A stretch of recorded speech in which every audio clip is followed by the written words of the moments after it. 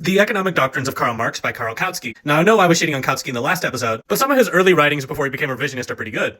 The basis of capitalism is the commodity. A commodity is an item produced for exchange rather than use. For example, a kid making a lemonade stand in order to exchange lemonade, therefore the lemonade is a commodity, whereas if he had made it at home for himself, that's not a commodity. Therefore, every single commodity contains two values, use value and exchange value. Use value is for what the commodity is used for. For example, lemonade is for drinking, houses are for living in, cars are for driving. This is what the working class, the proletariat, is interested in with commodities. The other value is exchange value. How much can you make off of this? Houses are for speculation, lemonade is for quick cash, cars are for a commission.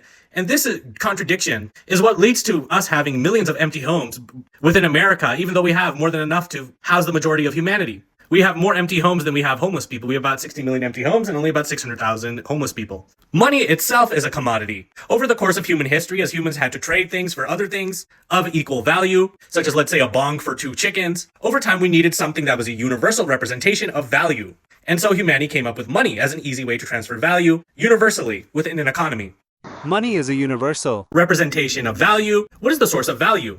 Labor. The amount of socially necessary labor time across an entire industry for a product that people want, for a commodity that people want, is the determinant of the value of a commodity. That means if it takes the majority of an industry about 2 minutes to make a burger, as that's the socially necessary labor time across the average industry, but there's a fancy burger place that takes 10 or 20 or 30 whole minutes to make a fancy burger, because of the additional amount of human labor required, it's going to cost a lot more. Money itself then, in an economy, is a representation of the socially necessary labor within the entire economy. And if you print too much money, compared to the amount of labor power within the economy, you get inflation, as all it's doing and serving is a measurement of value, especially human labor power, socially necessary labor power. Under capitalism, labor itself is a commodity that workers sell to the capitalist in exchange for wages. In order to make labor a commodity, the capitalists had to deprive workers of private property. And by private property, we don't mean your toothbrush, we mean the means of production, things that can create capital, which we'll go over later. Under feudalism, workers could have small plots of land that they tended to themselves. Though these were ultimately owned by noblemen, they would pay taxes, and they had some form of ownership. Then the commons were closed, and feudal peasants were thrown off of their lands, as the lands were closed for sheep pastures. Now propertyless, workers were forced to sell their labor as a commodity. Since value is based on socially necessary labor time, i.e. human labor, big technological advances that cut down on the amount of time to make a product, a commodity, drastically change its value. For example, let's say that it took 1 minute for the worker to make a burger, and yet suddenly a machine was made that could suddenly pump out burgers in half the time, 30 seconds. This would drastically reduce the value of the commodity. Now, what is capital? Capital is money that makes more money. In its most simplest form, capital is money that the capitalist class invests into a commodity, usually labor, in order to make a commodity and then sell it for more money, which then allows them to exploit more workers so that they could then invest more into labor and exploiting more workers, and so then they could sell that for making more money. In this way, it becomes a never-ending growing machine. In doing this, the capitalist takes the surplus value from the worker and takes it for himself in the form of surplus value. Let's say in a single day of work, you made $2,000 worth of watches, and yet when you got your paycheck, it only had $200 in it. Where did the rest of the $1,800 go? Well, it went into capital. He took your surplus value, which was those $1,800, the capitalist, your boss, and put it into the formula of capital for his never-ending growing profit motives, in order to be able to exploit more workers, and so on and so forth. Ultimately then, since you produce more value than you get in your paycheck, there's a portion of everybody's workday where they're practically working for free. You make the value in your paycheck, and then the rest of your time is spent making money for your boss. This actually incentivizes capitalism to make you work longer, and why productivity hasn't kept up with time at work.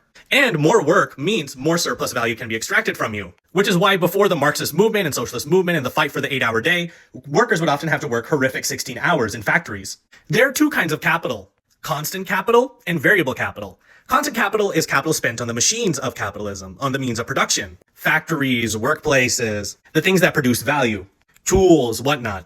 Variable capital is capital spent on hiring human workers. Ultimately, constant capital can't make any value. It can only impart the value that it has onto the commodity. The true source of value is human labor power. As capitalism becomes more advanced and industry becomes more advanced and more automation becomes available, constant capital wins over variable capital. And while in a socialist world where the workers own the means of production, this could be used in order to get us time off of work, what this instead leads to is the falling rate of profit. As remember, machines cannot create value, only workers can. And also it leads to the reserve army of labor, or people being unemployed and out of a job. Remember, under capitalism, technological advancement doesn't help out the majority of humanity. It doesn't make our jobs easier, instead replaces us. This is one of the many contradictions of the relations of production under capitalism. Value and price are not the same thing. Marxism does not reject supply and demand. However, it argues that the price that supply and demand gravitates towards under the market is dependent on underlying value, which is determined by labor theory value, or socially necessary labor time. And that ultimately this is the source of all value. Supply and demand just attempts to reach it. Supply and demand cannot explain value. It can only explain why prices of a certain commodity continuously oscillate about its value, its production price. They do not, however, explain why the average price of one commodity continuously remains so high than that of others. Lower wages typically hinder the adoption of new machinery. If you can pay workers less, there's no reason to replace them with machines. And even then, if it's adopted, it's not for the workers' benefit. It's going to put you out of a job and into the reserve army of labor. This is one of the great disadvantages of capitalism that only socialism can solve. In fact, an increase in the amount of constant capital often involves reducing the number of variable capital, or employees, which often incentivizes capitalism to lengthen the time of work for the remaining employees, since they're the only source of value, in order to maintain superior surplus value and socially necessary labor time. One thing that Marx recognized was commodity fetishism. Think of going to the store and buying a laptop. The keyboards were manufactured in China, the precious minerals within the laptop for the lithium battery were mined in the Congo, and hidden within the simple laptop is a whole supply chain of people, human social relations, and exploitation. Ultimately, all we see is a laptop. However, what we don't see is the immense amount of human exploitation and social relations that it took to make said laptop. This is commodity fetishism. And that's it for me. There's a lot of stuff I didn't cover. It's not that bad of a read. The Economic Doctrines of Karl Marx. W. Kautsky. You had one W. Good job.